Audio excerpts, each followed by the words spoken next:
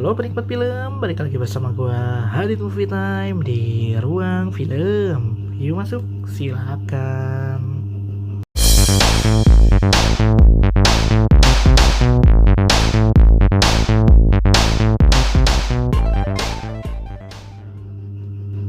Oke penikmat film, kali ini gua akan kembali membuat daftar film nih.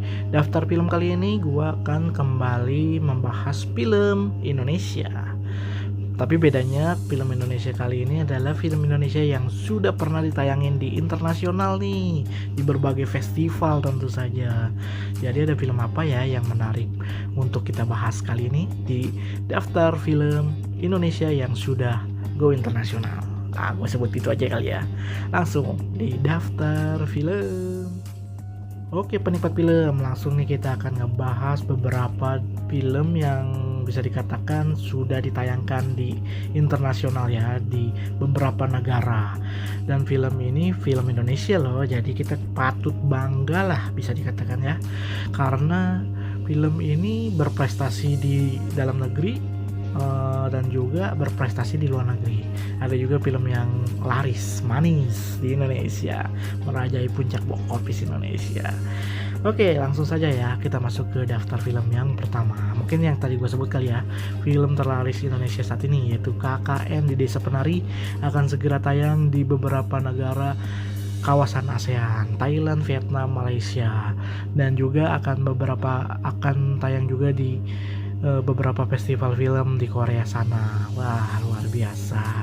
Akhirnya film KKN sudah mau masuk ke luar negeri nih.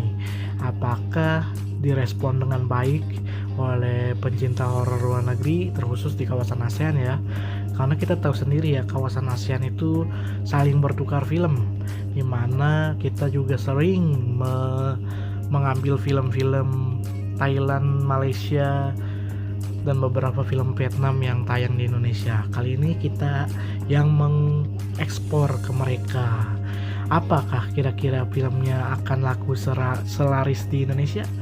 Kemungkinan sih laris juga ya di sana ya, karena ini film yang bisa dikategorikan unik kalau untuk ditayangkan di sana. Karena ibaratnya kan emang ini kan budaya dari kita ya, KKN ini ya. Cuman nggak tahu ya di luar sana ada apa nggak model kayak KKN ini, pengenalan kampus juga lah bisa dikatakan. Jadi dunia-dunia kampus nih menarik untuk kita bahas. Tapi bedanya di sini ada kultur budaya di desa-desa tertentu yang ditayangkan di sini ya. Jadi jelas lah. Penasaran juga nih akan selaris apa nih film KKN di kawasan ASEAN. Oke, lanjut ada film yang ya bisa dikatakan nomor satunya nih, film Indonesia terbaik dan terlaris baik di Indonesia maupun di internasional, yaitu The Raid. Baik itu The Raid yang pertama maupun The Raid yang kedua. Yang jelas ini sih The Raid ini memang film Indonesia yang memang layak ditonton ya. Dari aktor-aktornya aja udah go internasional, apalagi filmnya sempat tembus di 10 besar box office Amerika. Wah, dan sudah ditayangkan di Amerika, di beberapa negara Eropa, di Asia apalagi. Wah, itu jelas sih The Raid ini memang mempunyai pasar besar ya. Sayangnya nggak dibuat lagi nih sama Gareth Evans dan kawan-kawan. Brothers juga kayaknya nggak berminat dan untuk buat film ini, padahal itu bagus banget ya.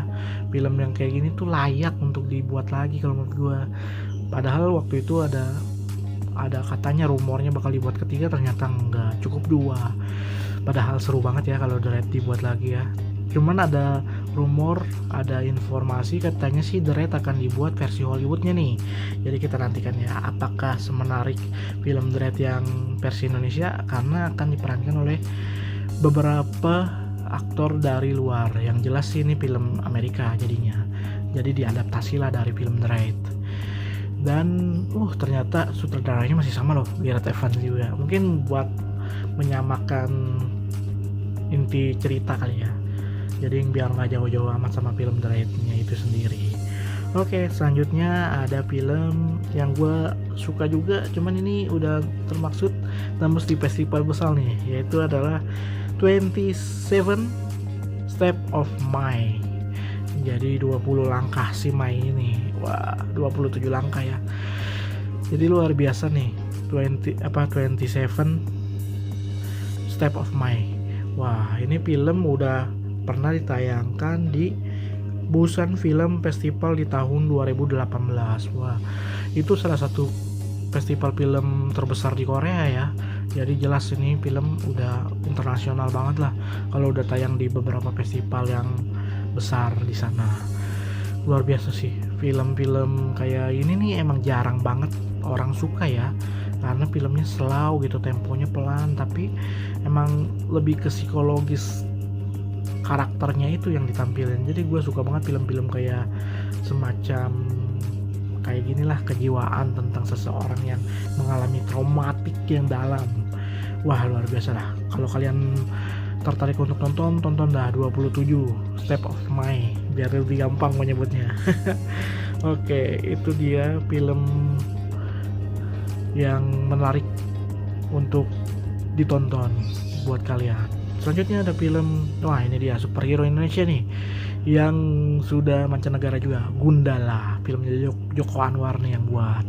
Ini termaksud film BLCU juga ya, Bumi Langit Cinematic Universe, yang sudah mengembangkan ceritanya nih sekarang, karena bentar lagi film keduanya akan tayang, yaitu film Sri Asih. Wah, jadi Gundala ini adalah film pertama dari semestanya Bumi Langit lah ya, bisa dikatakan ya, dunia sinematiknya baru dimulai di Gundala ini. Luar biasa banget loh. Gundala ini sudah pernah tampil di beberapa festival film, yaitu salah satunya Toronto Film Festival. Waduh, Toronto International Film Festival ini adalah salah satu festival film besar banget di sana loh. Luar biasa banget. Ini adalah salah satu pencapaian luar biasa dari Gundala ya, termaksud Joko Anwar, karena emang di film ini kita melihat ya salah satu superhero yang memang bisa dikatakan paling terbaik lah ya, dari penggarapannya dan segi aspek cerita dan segala macamnya. Jadi ini salah satu film superhero Indonesia yang paling terbaik kalau menurut gua hingga saat ini. Oke, selanjutnya ada film Kucumbu Tubuh Indahku. Wah, ini film memang film festival banget sih, emang kurang banyak yang disuka, cuman ini film bagus juga. Ceritanya menarik dan unik banget, pokoknya kalian harus tonton dah. Ini pernah tayang di Venesia Film Internasional Festival, gokil, Festival Venesia nih, luar biasa banget. Dan juga ada Festival Tiga Benua Nantes. Wah, gokil, festival besar loh dia ditayangin. Kalau di Indonesia sendiri dia pernah tayang di Netpack Asian Film Festival Jogja. Wah, Jogja Netpack nih udah salah satu festival besar juga ya di kawasan kita ya, di ASEAN. Wah, luar biasa, tampil di beberapa festival-festival besar memang selalu jadi andalan, dan bisa dikatakan film itu berprestasi lah, bisa dikatakan seperti itu. Karena kita tahu sendiri ya, film-film Indonesia memang layak diapresiasi ya, film-filmnya bagus-bagus kok. Tadi yang gue sebut juga oke-oke punya. Jadi kalian mau nonton film apa nih, jangan film populer terus nih yang ditonton, harus ada beberapa film festival biar kalian tahu film festival tuh menarik juga loh untuk disimak, walaupun ceritanya nggak, bisa dikatakan sedikit rumit, mungkin berat bisa dikatakan, tapi is oke lah. Oke, satu lagi kali ya, Marlina tuh oke punya tuh, dia juga salah satu